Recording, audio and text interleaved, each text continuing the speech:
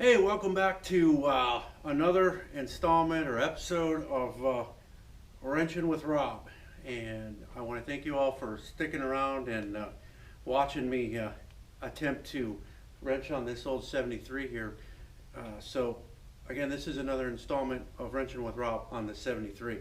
So, hopefully, once we get this nice apparatus out of the way here, we can actually press on with some of the other projects going on. I've got some updates for my 46, got some parts modified so that they will work with the steering, and hopefully we can capture all that here in a little bit.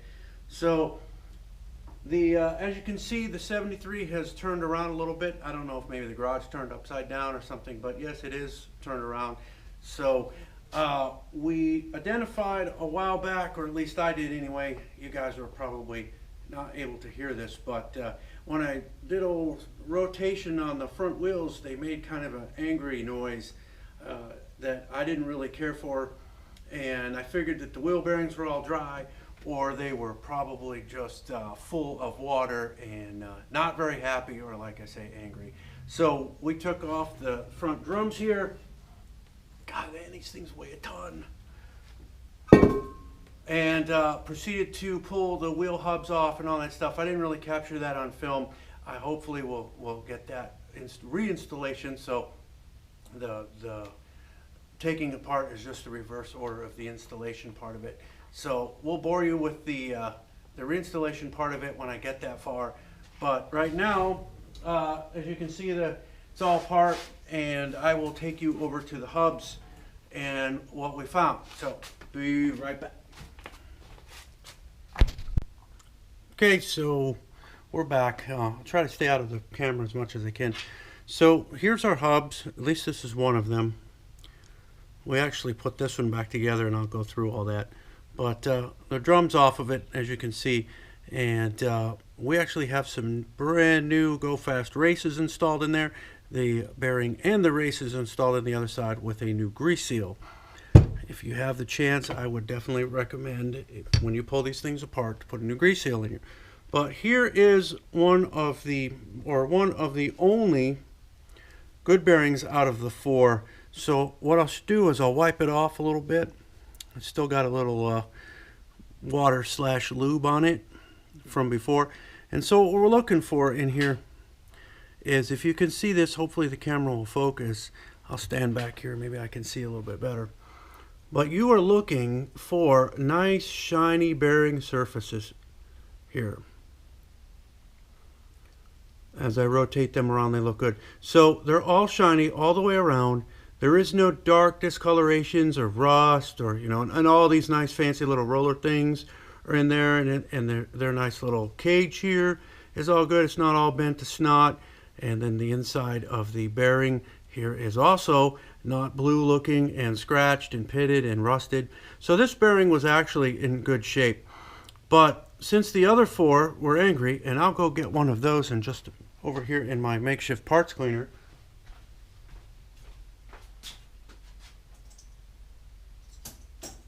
Somewhere over here. Yeah, here's a perfect example of what is not good. So let me put a little wipe on this guy here, because he's been sitting in my makeshift parts cleaner, and I'll show you what's bad. Okay, so don't mind all that. See how that cage there is all nasty, rusty? This right there, you see all that discoloration? That's not a happy camper right there. And that's probably where all of our noise was coming from. See all that stuff? Some of this is grease, but if you can't wipe it off, like this one, pretty good indication that those are not very happy at all. So a lot of this kind of a lighter stuff in here is remnants of water. So he had somewhere along the line, this poor Jeep had been driven in some water, left in some water, whatever, and it infiltrated the bearings. Yeah, you see how all that's rusty? That's water intrusion. And it got in there, displaced the grease, and then set in. Okay, so we're going to attempt to put the hub on the driver's side here, and as you can see, I've got it all cleaned up for the most part. You big time mechanics will probably notice that there's a few things missing in here. That's been addressed with the owner, and it's one of those things where it's a work in progress, put it that way. We'll set the brakes up manually to be where they're supposed to be for a little bit, and eventually I guess we'll get to it. You'll also notice that this hose is looking a little crabby here, and that there was some whatchamacallit over here, the shackle lift type kit thing, and then obviously if once you put a lift kit or suspension lift, you're supposed to really extend these things, especially since this is the stock one here, and it's probably pretty tired by now. So what we're going to do is put a little bit of this grease around, not so much on the where the journals are, but right here on the seal area, so that when we put that hub on there, it doesn't tear it all up. So in the last segment of video here, I repacked the wheel bearings and set all that up in there, and we checked all this before. It's not the greatest. I'd like to see better, but it's okay. It doesn't look like the bearing has ever spun on there. The axle's still obviously in place, so I'll grab the hub and we'll smash it up in there.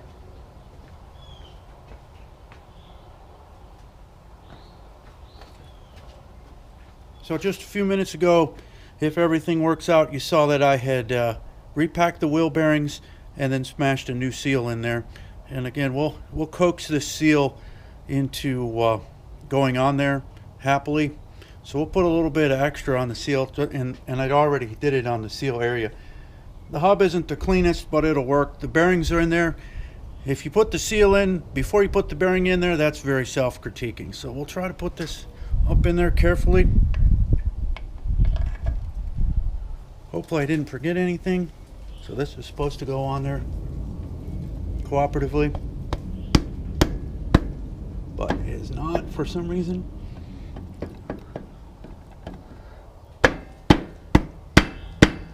Wow, that one is tightest I've seen in a while here. Little fussy. I probably got the bearing cocked a little bit, and so of course it's going to make me fight it, and I can't really pull it apart now, because if I pull it off, I'll pull the grease seal out. So it's probably because I've got you guys in the way here. Let me get my orange beater, and we'll carefully, gently coax this thing on here.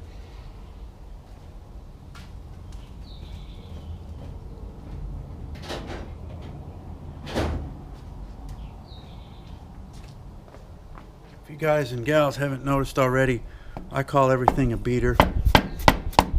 Hopefully that's not... Ah, look at that. That's what it's supposed to do all along. Now we'll gently coax it all the way back, because it's not exactly where it's supposed to be. Where is it? Yeah, maybe it is already. Let me get the bearing.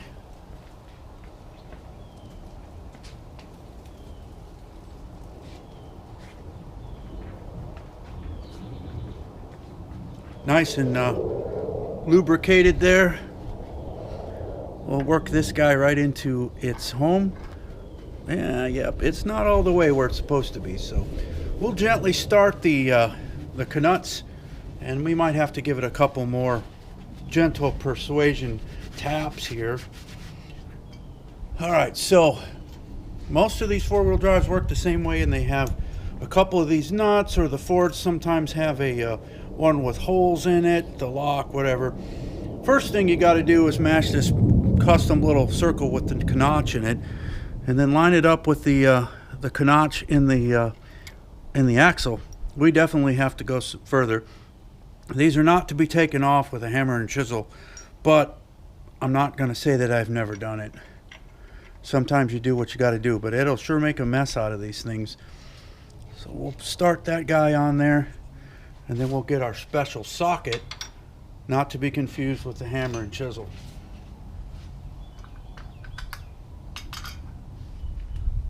Special socket. Put it in forward mode,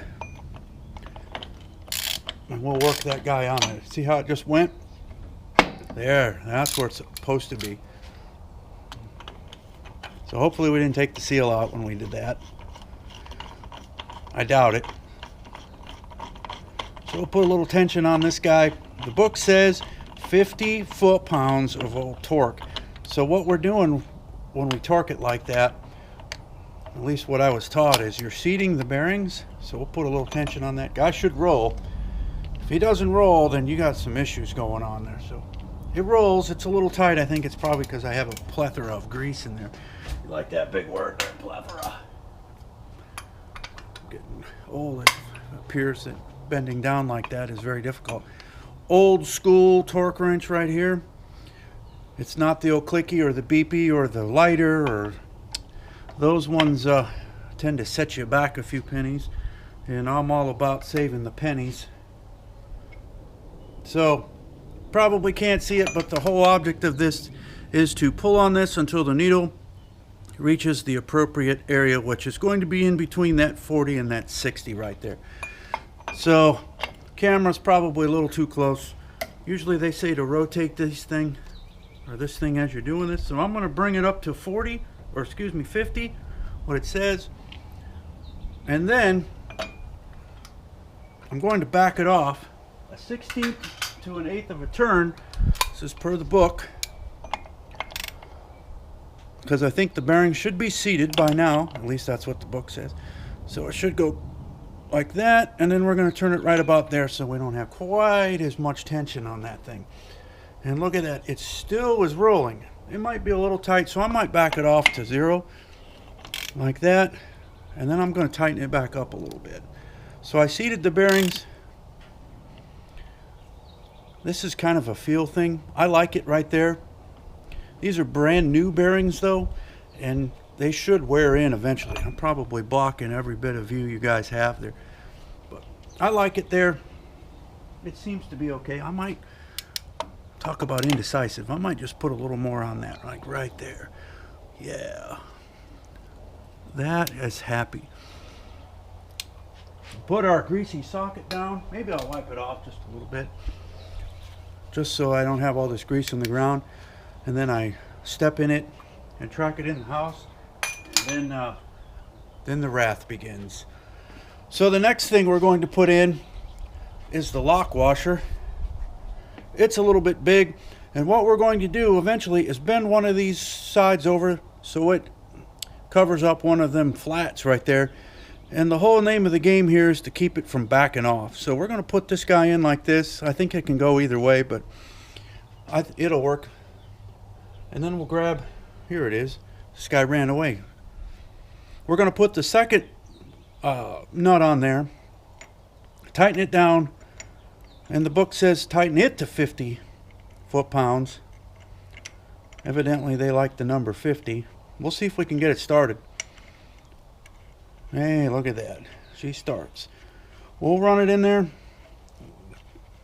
put the old 50 on it, and then we'll bend one of those washers down. So I'll swap out the tools again. Put our super happy custom torque wrench on there. Most people would probably do this with their calibrated wrist. I have been doing this for quite a few years, but I don't trust my calibrated wrist on somebody else's vehicles. And I have it, so I'm going to use it. So we're putting it. Oh, look, there's 50 foot-pounds, according to our ancient torque wrench. We'll wipe the socket back off. Now I'll get a custom. Whoop, got too far away. This is going to be our custom bender, a nice Craftsman pry bar, and carefully we will bend. I'm probably going to go for that one because that way it won't interfere with you guys and the cameras here. So we'll try it. Actually, you know, I'm not sure how this is going to work. I'm going to move you all over just a little bit. Probably there if you can still see. I don't know if you can see or not. The light's probably pretty bad. So we're bending it. Maybe. Yeah, she don't want to bend today. It's a pretty stiff piece of metal right there. Oh, it's starting to go, but I'm also turning the wheel, so let's put that guy back.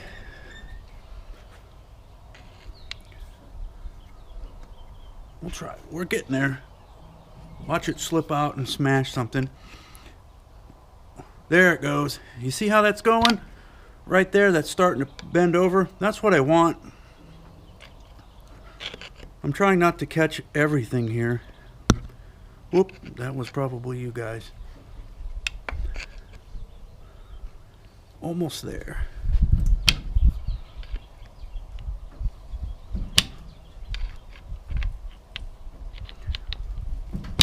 All right, you see right there, it's flat up against, or the washer's now bent up against that the flat of that, or canut there.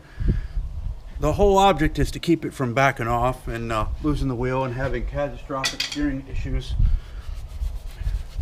You'll probably have catastrophic other issues if it gets to that point anyway. So now the hub's installed. We'll check it again. She still spins.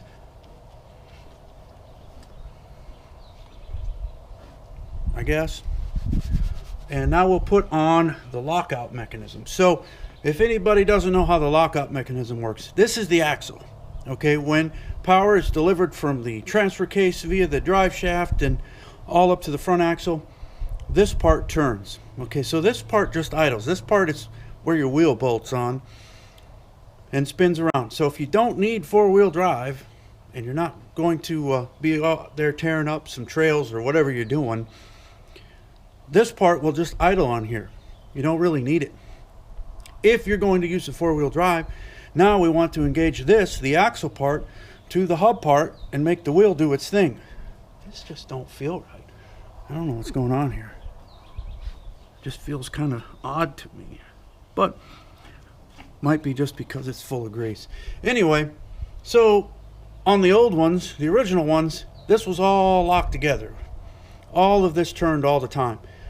And they found out that if they could disengage the front end and just let it idle, it would save gas and wear and tear on all these moving components. So they got these things called lockouts, or I don't know what another word you can use for them, but I just call them lockout or locking hubs. So that's what this thing is right here. So this part, the outside part, is bolted here in these 6 holes. The inside part, if you can see that, is splined and it matches this axle shaft right here. So the middle part has splines, some of these, like these things here, around its outside perimeter. And then you've got this custom thing that's all full of grease that slides, when you turn the outside part, slides this in and out. So when it's disengaged, this part can turn freely amongst this part. When it's engaged, this nice cog locking thing here that's full of grease will engage both this and the center portion of it, locking the axle to the hub. And that's your lockout. So when you turn this, when you turn the outside part where it says lock and unlock, here's what happens. You see how that's going out like that? Okay, so now it would engage both the outside portion of it and the inside part of it. When you pull it, retract it, or pull it back in, make it smaller, now it's disengaged and this is allowed to move freely. So I'll reach right in front of you. I'm going to install this piece here first, making sure it's engaged. Let's put you guys back where you can see again.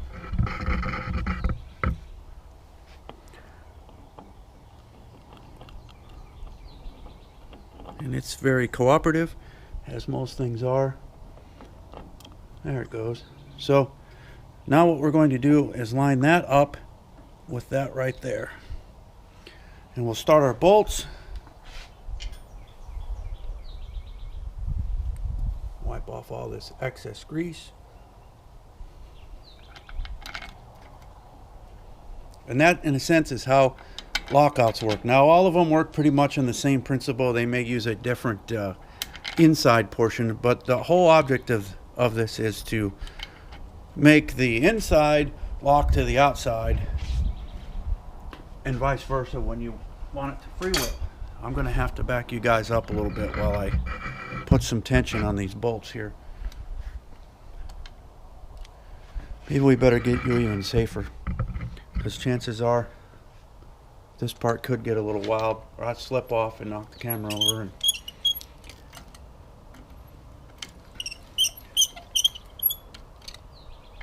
yeah, speed handle. That's what happens when you're in the Air Force too long. And that's all you're allowed to use. Everybody else is thinking, why don't you just grab your nice, cool, nice impact, electric impact, or whatever you want to call that thing, or air impact. And well, I don't have a nice electric impact, and I have to pump the air compressor up in order to get air for the little butterfly gun that I have, that I took these things apart with. So I'm going to go back over these and tighten them up once I get it all back together.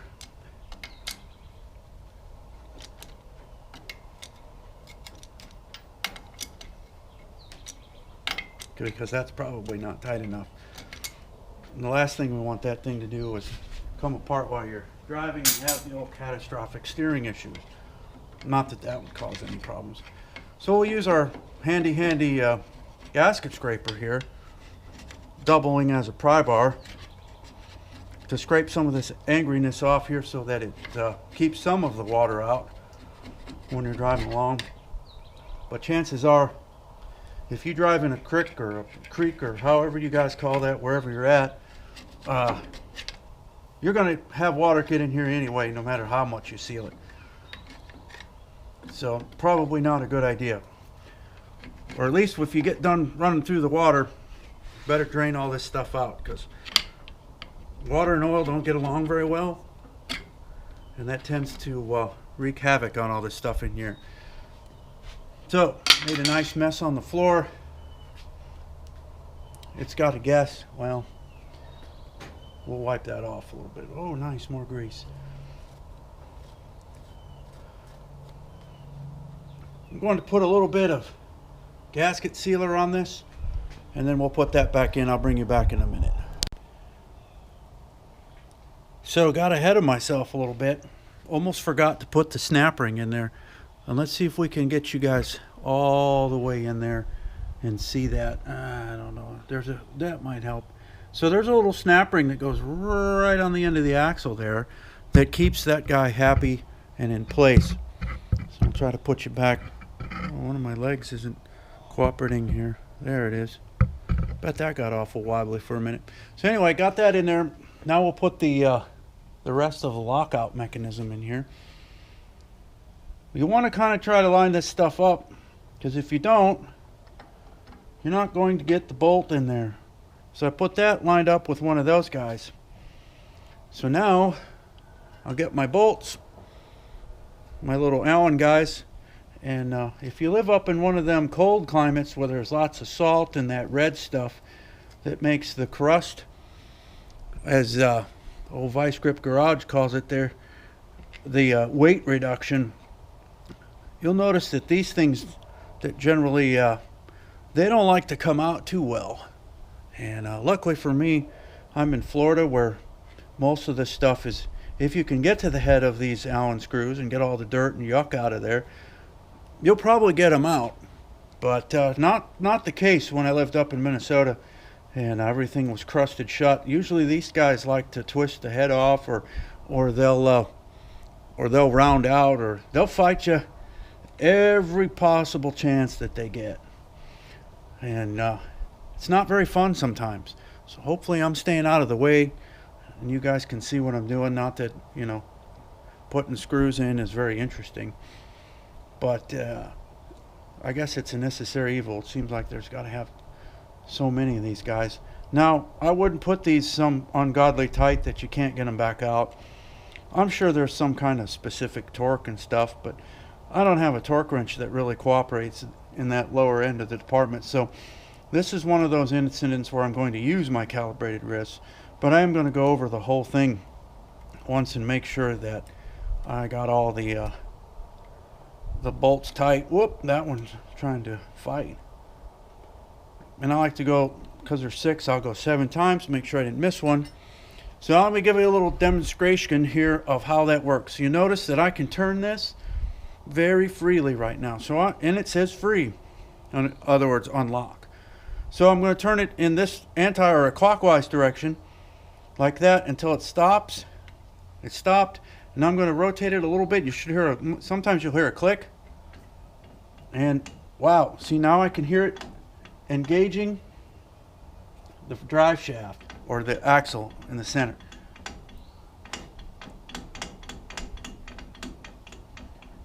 And wow, there is absolutely zero U-joints in here. Let me bring you over and show you that mess. So, check this out. This is what you don't want to see on your front end. Okay, so you see that U-joint right there? Okay, watch this. You see that? That's not supposed to do that. So that steering U-joint is totally wasted. I would not recommend going wheeling with this one right away. So, in other words, all this stuff's got to come back apart sometime down the road. But I don't think he's ready for that now. So what we'll do is we'll solve that issue right now. There. No more U-joint issue for now until you go to lock it in. So the last thing we need to do before we put the wheel back on is obviously put this drum back on, and the brakes are not going to work very well if I don't do that. So we'll grab that guy and slap him up in there. That's another thing that likes to fight up north, and you usually got to put the beater on them pretty good to get them off. So we just replaced front wheel bearings, and if all the videos come out correctly, you'll see how to pack them and put them back in and tighten them down and set the, I don't really want to call it bearing preload, but set the bearing torque and all that, set the bearings inside. So anyway, I'm starting to babble again, and we'll put the wheel back on and probably take it for a spin and see if everything still works, and see if it's still noisy. Okay, some people like to see impact wrenches at work, so we'll smash these on there real quick.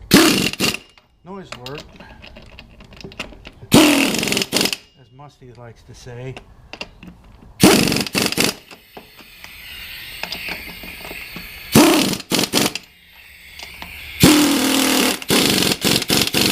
Missed one.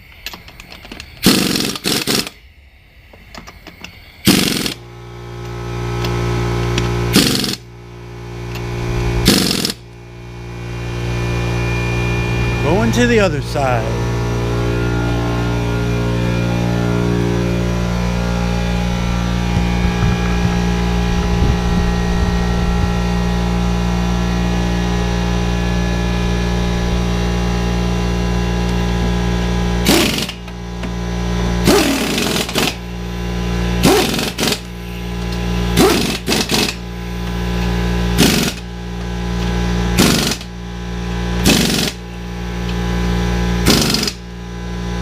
There's only 4 because I need a new lug nut.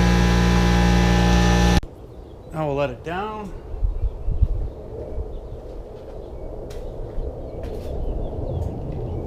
Make sure there's nothing underneath it. People, cats, ants, I don't care about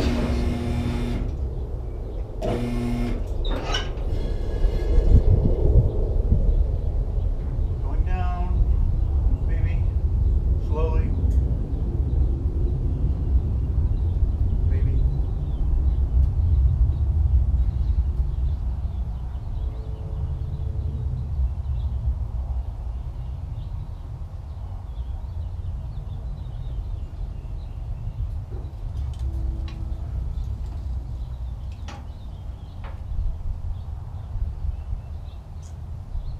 Don't roll away on me. Oh, go down.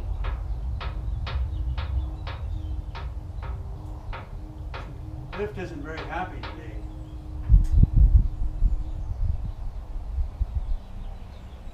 And we're down.